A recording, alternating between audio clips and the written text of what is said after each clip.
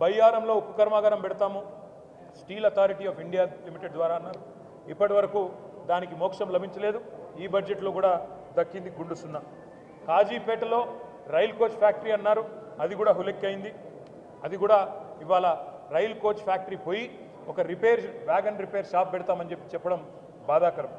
9 ఏళ్లుగా ఆనాడు కేసీఆర్ గారు ప్రధానమంత్రి గారిని కేంద్ర మంత్రులను పలుమార్లు కలిసి మా రాష్ట్రానికి కొత్త విద్యా సంస్థలు ఇవ్వండి, ఐఐఎం ఇవ్వండి, ఇండియన్ ఇన్స్టిట్యూట్ ఆఫ్ మేనేజ్మెంట్ ఇవ్వండి, నేషనల్ ఇన్స్టిట్యూట్ ఆఫ్ డిజైన్ ఇవ్వండి, ఐఐఎస్ఈఆర్ ఇవ్వండి, నవోదయ కేంద్రీయ విద్యాలయాలు ఇవ్వండి అని పలుమార్లు కోరినాం. దాని మీద కూడా ఒక్కటంటే ఒక్క విద్యా సంస్థ కూడా ఇప్పటి వరకు మంజూరు చేయలేదు.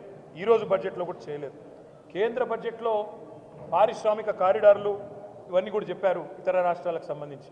అదే తెలంగాణలో మరి హైదరాబాద్ నుంచి వరంగల్ కానీ, హైదరాబాద్ నుంచి రామగుండం కానీ, హైదరాబాద్ బొంబాయి పోయే రోడ్డు కానీ, హైదరాబాద్ నుంచి విజయవాడ పోయే రోడ్డు కానీ ఇవన్నీ కూడా ప్రముఖమైన పారిశ్రామిక కారిడార్లుగా ఏర్పాటు చేయాలని 6 వివిధ కారిడార్లు ఏర్పాటు చేయాలని చాలాసార్లు కోరాం. దాని మీద కూడా స్పందన లేదు. మెగా పవర్ లూమ్ క్లస్టర్ కావాలని చెప్పి సిరిసిల్లలో అడిగాం, దాని మీద కూడా స్పందన లేదు. అదేవిధంగా కొత్త హ్యాండ్లూమ్ క్లస్టర్స్ కూడా మంజూరు చేయాలని చెప్పి కూడా గతం నుంచి కోరుతున్నాం, దాని మీద కూడా స్పందన లేదు.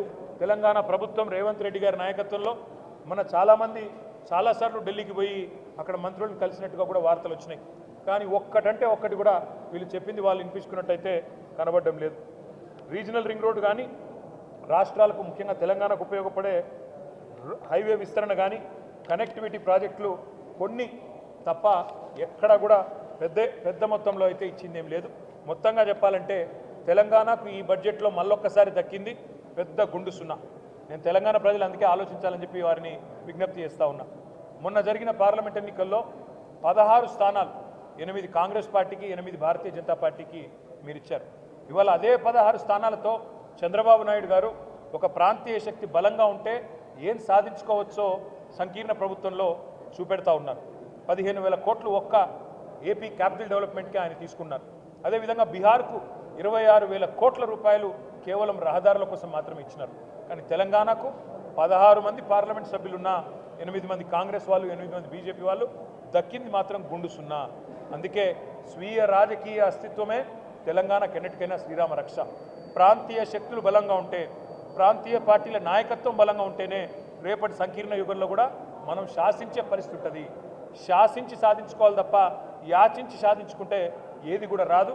రేపటికైనా తప్పకుండా ఇవాళ ఈ 8 బీజేపీ ఎంపీలు అక్కడ పార్లమెంట్లో కూర్చున్నారు. తెలంగాణకు అన్యాయం జరుగుతుంటే ఒక్క ప్రాజెక్టు కూడా రాకపోతే కనీసం నోరు కూడా మెదపలేదు.